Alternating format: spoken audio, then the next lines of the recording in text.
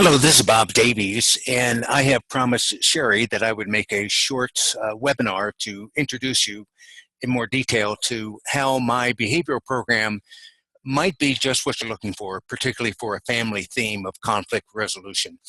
Before I get into just a short bit of content, let me just explain my appearance. I just had shoulder surgery, total replacement surgery, so that's what I'm wearing. I'm wearing a sling, and you might see a little bit of this is the icing contraption on top. So I'm very excited to have a recovery. It's a painful experience, but anyway, that's where I am currently going through that. Didn't want that to delay my recording this information for you. So what I want to share with you, when you talk about conflict resolution, what you're really talking about is communication. You're talking about individual and collective emotional regulation. So let me share something with you. I call this the lesson of the 7 circles. So if you're taking notes on this or just watching it visually, draw 7 circles across the top of a page about the size of a quarter. And this is going to be a sequence of sales, a sequence of events that's appropriate for all types of sales. This is not by any means a sales-oriented presentation, but this sequence can be customized for any circumstance, and ultimately a sale is going to be made, whether it's a sale of an idea or the sale of a product or service. So in order to well, I tell families, I know why you're in the business and a career that you've been in, and that's because you love people. Is that right? Well, I put a dollar sign out there, and I say making money isn't the most important thing in the world, but it is as important as air and breathing. So you've got to have your finances. So in order to make money, and again, let me just give you a generalized approach to a systematic approach to sales. In order to make money, you need to have sales. In order to have sales, you need to have the product or the service to sell. In order to sell the product or the service, you need to do presentations. In order to do presentations, you need to set appointments. In order to set appointments, you need to make calls. And in order to make calls, you need to have an attitude that supports you in taking this sequence of events. That's where the barrier is. The barrier is not to the right of this line. To the right of the line, this is what we would refer to as left brain, analytical type of analysis of planning. This is the what to do, and this is the how to do it. And families, organizations, corporations do a very good job of teaching individuals, here's what you do, here's how you do it, now go do it. It's that now go do it that is that first circle, that attitude circle.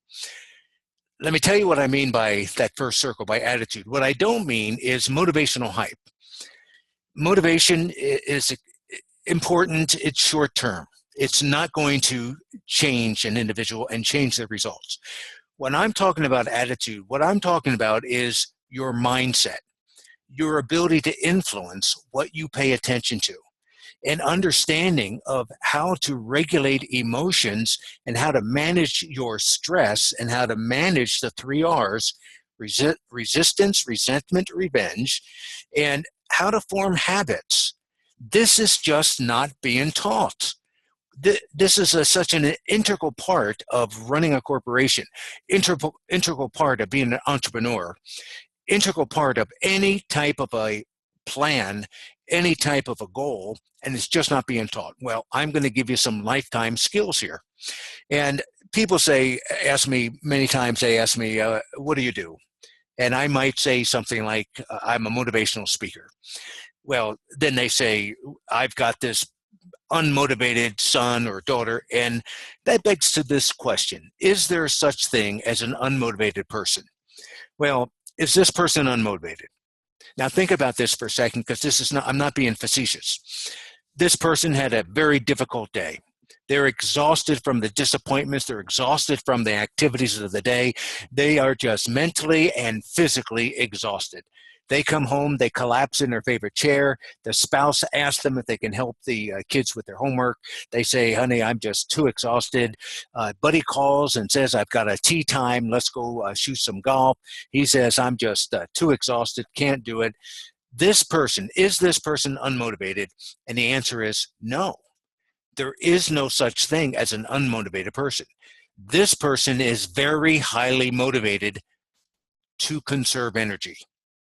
Now, I'm not being humorous. I'm not being facetious. This person is highly motivated to conserve energy. What are they in reference to? They're in reference to how difficult their day was. They're in reference to all their disappointments. Watch what happens when they change how they're running their nervous system, when they change what they're in reference to. All of a sudden, they smell smoke, they see flames, they grab their favorite kid, they run out of a burning house, they go from lethargic to hyper energized, and they manage to change their suit and grab their briefcase at the same time. How do they do this? How did they instantly change their physiological state? They changed what they were in reference to. They changed what they were paying attention to. When you have the ability to influence what you're in reference to, what you're focused on, that is directly correlated to your degree of success and life fulfillment. And again, this is just not being taught, at least not to the mainstream. So take a look at this. Talking about reference, I will bring this in the family meeting and I'll show this. And the question is going to be, is square A darker than square B? So you look at this, and my audiences look at this and they say, I don't know what you're getting at. Yes, obviously A is darker than B. Yes, obviously that's correct. And then they'll say, even more fine-tuned, they'll say, are you talking about the letter A and the letter B? They look the same. No, I'm talking about the square. Is square A darker than square B? And most people sit back and they say with absolute certainty, square A is darker than square B. And I ask them to challenge what you're certain of. What else in your life are you absolutely certain of? Because square A and square B are identical in color, in shade. It's all about what it's in reference to. Square A is in reference to the white space and the white squares, so it appears to be dark. Square B is in reference to the dark squares, so it appears to be light. So here's what I did. I took a copy of this and I cut out square B. And I put it right on top of where it is in this picture. And then I changed its reference point. I did that by physically moving square B, moving it, changing the reference from the dark squares to the reference to the white squares to right on top of A, and I took a video of it. I'm going to play you this video. It's going to look like the square B is changing colors right in front of your eyes. It's never changing colors. It's just changing its reference point. Check this out. Instantly, look at that. Is that crazy? Is that wild? Instantly, it changes the appearance of a changed color. It never changed color. It just changed what it's in reference to. And so your ability to influence what you pay attention to is directly correlated to your degree of success, your degree of fulfillment, your happiness quotient. And this is what is one of the takeaways of what I do, is understanding how to create habits, how to regulate emotions. It's really, let me put it to you in this perspective. Our thinking is influenced by our physiology, and that is influenced by our behavior. It goes the other way around as well. Our behavior influences our thinking, and that influences our physiology. Most people lead their behavior with what they feel like. How they feel dictates what they do. Set the alarm early in the morning, intend to go to the gym and exercise. If you don't feel like it, you're not going to do it. If you don't feel like making a call, you're not going to do it. What I train people to do, and this is a promise as a result of what I will do in a short period of time, people will lead with their identity of who they are and what their stand is, as opposed to leading by how they feel. So when that alarm rings at 3:50 in the morning, if I have pre-planned that I'm going to the gym and exercise, I lead by my identity of excellence, of making a plan and executing it, and how I feel catches up. It's a miraculous way of shifting what we're in reference to. But here's what we want to do. Something happens in your life. That's called the stimulus. And particularly when you have the conflict. To go from conflict to resolution means that we need to be able to create a space between what happens and how we respond. We need to be able to fill this space in terms of not a reactionary response, but we need to be able to be in choice and to train ourselves how to choose a more appropriate response. Here's what we're up against. We're up against automatic negative thoughts. Our brain is constantly making neurological connections. The hippocampus area of the brain is memories are stored. The limbic system is the emotional area of the brain. The cortex would be, this is in relationship to this picture of the brain. The cortex is your intentions. This is your plan. This is what you want to accomplish. But you see, it's never in isolation. What your plan to accomplish is always influenced by your emotions, and it's influenced by past experiences. And so we default to these automatic negative thoughts. This is the way it should be. For example, Caveman looks out and sees this. This caveman looks at this and is in a 50-yard sprint. He's having a non-conscious response before he realizes that this is what he's running away from. Now, it favors survival to have a negative interpretation. A negative pattern reaction favors survival, because Caveman can make a mistake, can look up and see this and have it be benign, just some movement in the wind, in the weeds, but he can't make the mistake in the other direction and think that this is benign and have it be a tiger that can kill him. So we have what's referred to as a negativity bias. And I want to share something with you. One of the things that I will teach your family is called contingencies or behavioral contracts. Now, the exact depth that I would go into this depends on customization.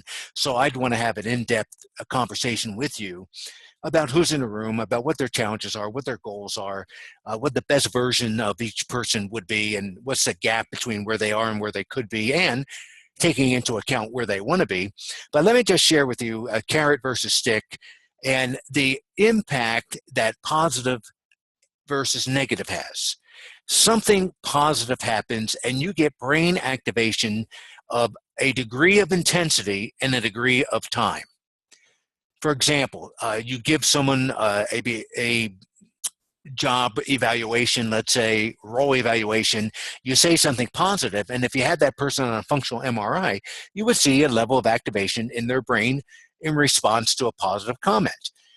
If the whole presentation can be positive except for one aspect that's negative, what is going to stick out in that person's mind? It's that negativity bias. You make one negative comment, and here's how the negative comment, in terms of intensity and in terms of duration, a neuroscientist by the name of Rick Hansen says that there's a 5-to-1 ratio, that a negative event has a 5-to-1 ratio in terms of brain activation. In other words, what he's saying is that we have 5 times as many neurons dedicated to recognizing an activation of a response to something negative than we do to something positive. Well, he says that we are Teflon for the positive, and we're like Velcro for the negative. The negative sticks.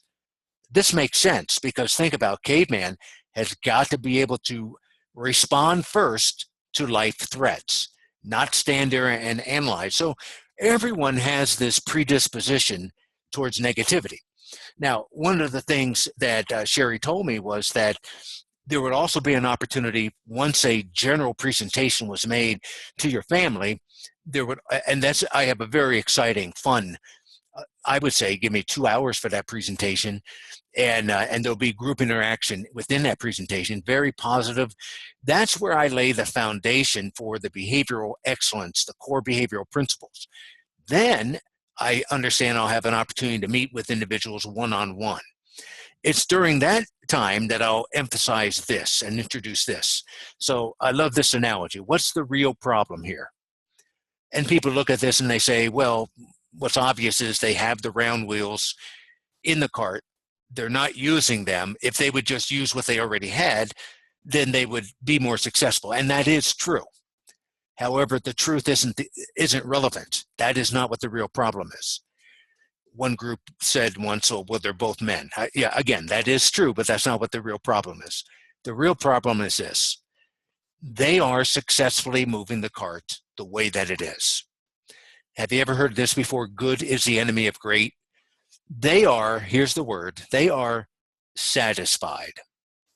Now, it's obvious to us, being a detached observer, it's obvious that if they just put those round wheels on, they would be more successful. So what this means to me is I don't have to give your family something new. Your family already has the talents, the tools, the resources to be much more fulfilled than they currently are. And I can make that without even having customized or gotten to know the people in the room. I can make that kind of a statement. So the key is not bringing in something new. The key is giving them access to what they already have. And I make this statement right up front. You have far more capacity to create the circumstances and events in your life than you are aware of. My program is proof of that concept. And so it's about getting access to the best version of yourself on a day-by-day basis, one day at a time. And so one of the ways that I would do this in a one-on-one is a perfect opportunity to do that. It's just have each person do a wheel of life. Or we could do gap, we can do straight lines. But anyway, from a 0 to 10, nobody's a 0, nobody's a 10. 10 is absolute perfect. 0 is absolute disaster. But everybody is in between someplace. And you would put a tick mark, and it doesn't matter where you put this line, if this line starts here or if this line starts there, they will all match up. Let's say it's significant other. So they're doing pretty well. Maybe they rate themselves at a 7 there, maybe a 7 for personal growth. What you see is that they have room for improvement, maybe fun and leisure, maybe they're overworking a little bit. Down here, home environment can have some improvement, but doing well, and all the rest, career and money and health, family and friends. But this would be, now connect those dots, and this would be the shape of the wheel that's on your individual cart. So in the one-on-ones, people will have an opportunity to identify areas in their life that they want improvement in. And then they'll be able to implement what I have just presented for the core behavioral excellence principles, and they'll be able to have a takeaway action plan that they will also be held accountable to execute. And again, all this gets customized. It's very exciting. The results are immediate. And I also, if you have an interest, have a wellness program that I would be very happy to include in what we're doing. And the wellness program is an identification of how to manage food, how to eat, and how your body responds to food. I'll give you more details on that if you have an interest. Feel free to reach out to me. Feel free to have Sherry make the connection. Feel free to go to my website, which is my name, bobdavies.com, D-A-V as in Victor, I-E-S. And I will look forward to hearing back from you, and I would just be thrilled with the opportunity to present this to your family. Looking forward to speaking with you again. Thank you so much.